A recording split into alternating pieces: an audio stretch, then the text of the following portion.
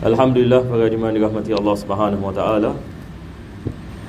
InsyaAllah kita akan meneruskan pengajian di dalam kitab Ihya Ulumuddin karangan Al-Imam Al-Ghazali rahimahullahu taala.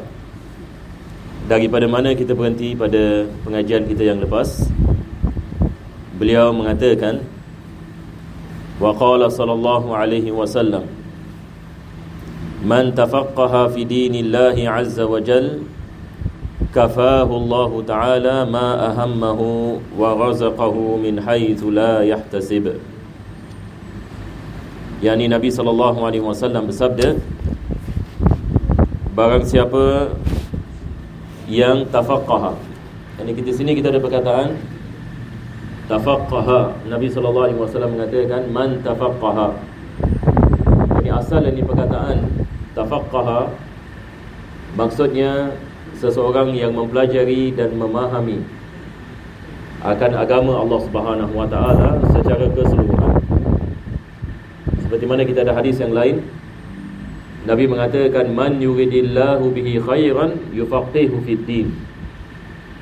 Barang siapa yang Allah Subhanahu wa taala mahukan kebaikan baginya, maka Allah Subhanahu wa taala memberikan kepadanya daya kefahaman di dalam agama. Yani maksudnya Allah Subhanahu wa taala akan memudahkan seseorang itu memahami akan hukum-hukum Allah Subhanahu wa taala. Begitu juga memahami akan kepercayaan-kepercayaan di dalam ilmu tauhid. Begitu juga memahami akan kepentingan menyucikan diri dalam mendekatkan diri kepada Allah Subhanahu wa taala. Maka Nabi SAW mengatakan, barang siapa yang Allah memberikan kepadanya kefahaman dalam agama, maka itu adalah tanda Allah memahukan kebaikan baginya. Jadi apabila Allah sayang kepada hambanya, Allah akan memberikan kepada hambanya hidayah. Allah akan memberikan kepada hambanya Islam, iman. Dan juga Allah akan memberikan kepada hambanya kefahaman dalam agama. Dia mengetahui bagaimana nak sembah kepada Allah. Dia mengetahui bagaimana nak melaksanakan perintah-perintah Allah. Dia mengetahui apa itu larangan Allah. Dan dia diberikan taufik untuk meninggalkan apa yang dilarang oleh Allah Subhanahu wa taala.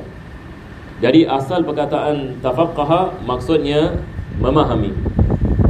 Maka di sini Nabi mengatakan man tafaqqaha, barang siapa yakni yang meletakkan usaha baginya untuk memahami agama.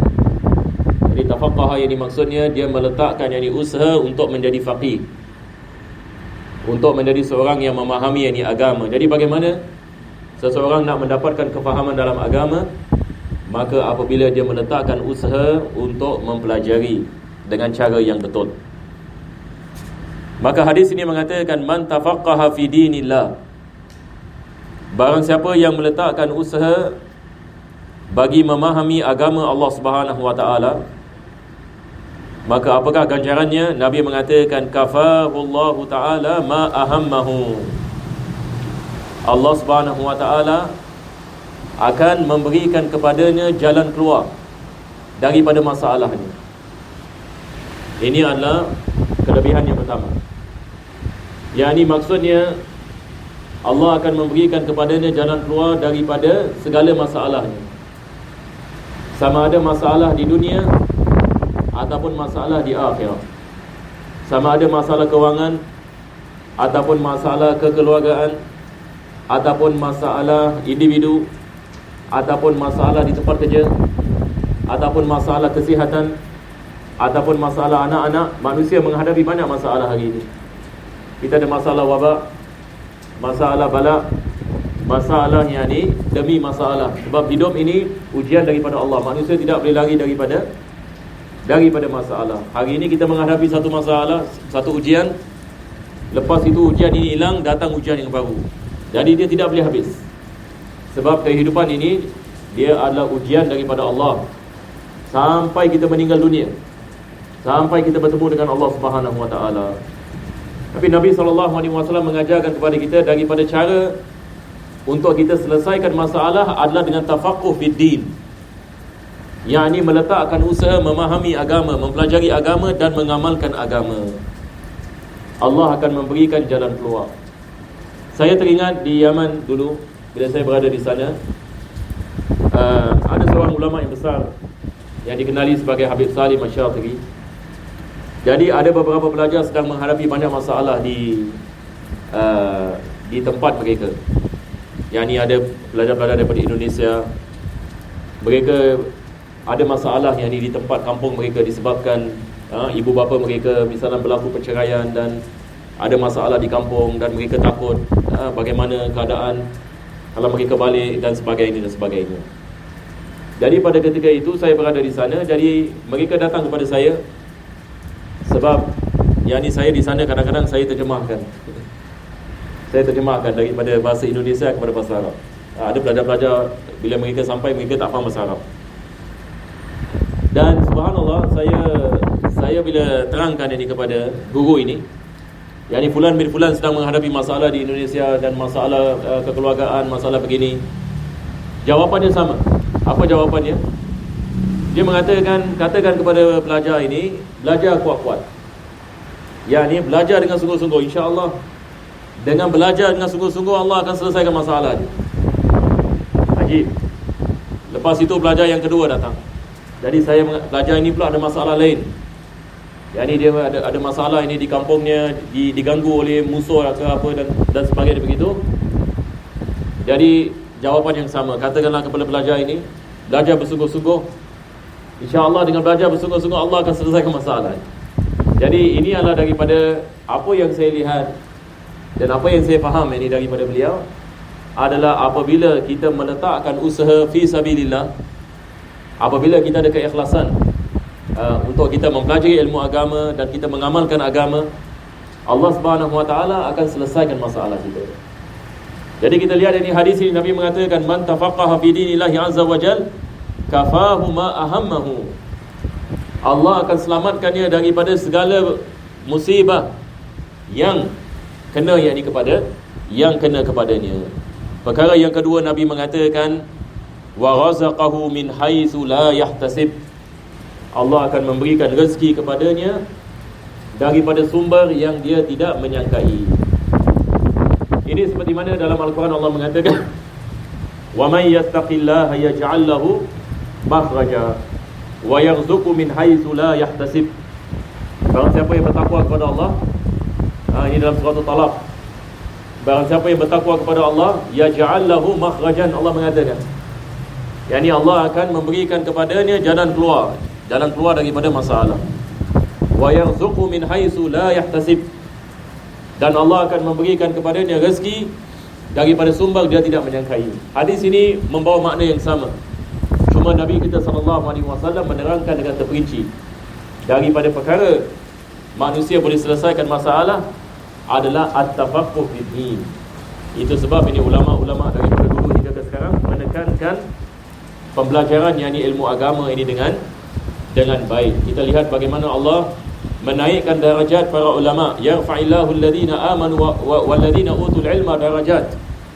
Allah menaikkan darajat orang yang beriman, dan Allah akan menaikkan darajat mereka-mereka yang berilmu dengan yang beberapa darajat. Al-ulama warasatul anbiya, seperti mana Allah mengatakan, Nabi mengatakan ulama adalah pewaris ini Nabi. Innama yakhshallaha min ibadihi ulama. Allah juga mengatakan dalam Al-Quran, sesungguhnya manusia yang paling takut kepada Allah adalah hamba-hambanya di kalangan yang para ulama al-amilin. Mudah-mudahan Allah Subhanahu Wa Taala menjadikan kita di antara para ulama, insya-Allah. Kita ada hadis Nabi sallallahu alaihi wasallam. Nabi mengatakan kun aliman au muta'alliman au mustami'an au muhibban wala takun khamisa. Yani Nabi mengatakan jadikanlah kamu seorang alim. Tapi kalau tak boleh jadi seorang alim, jadi muta'allim, seorang belajar. Kalau tidak boleh jadi seorang yang muta'allim, jadilah kamu mustami', seorang yang mendengar. Dan Nabi yang keempat, Nabi mengatakan kalau tak boleh jadi mustami', kun muhibban, jadilah satu orang yang cinta kepada ilmu. Kalau tak boleh juga, Nabi mengatakan wala takun khamisan, jangan jadi orang yang kelima. Siapakah orang yang kelima? Yang ni jadi alim pun tidak mau, muta'allim pun tidak mau, mendengar pun tidak mau, dan cinta kepada ilmu pun tidak ada. Maka ini adalah perkara kita mengelakkan, insya-Allah taala. Mudah-mudahan insya-Allah dengan beberapa yang di minit ini, mudah-mudahan Allah berikan kepada kita barakah insya-Allah daripada kalam Imam Al-Ghazali.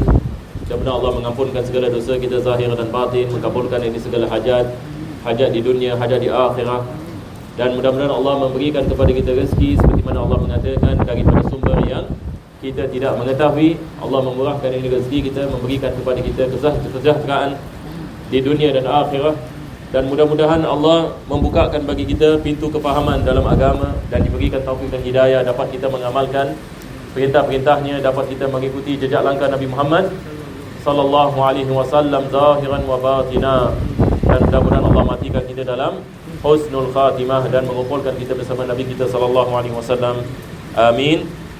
Ya rabbal alamin. Bismillahirrahmanirrahim. Alhamdulillahirabbil alamin. Allahumma shalli wa sallim ala sayyidina Muhammad wa ala ali sayyidina Muhammad.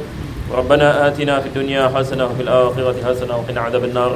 صلى الله على سيدنا محمد وعلى آله وصحبه وسلم. الحمد لله رب العالمين. الفاتحة.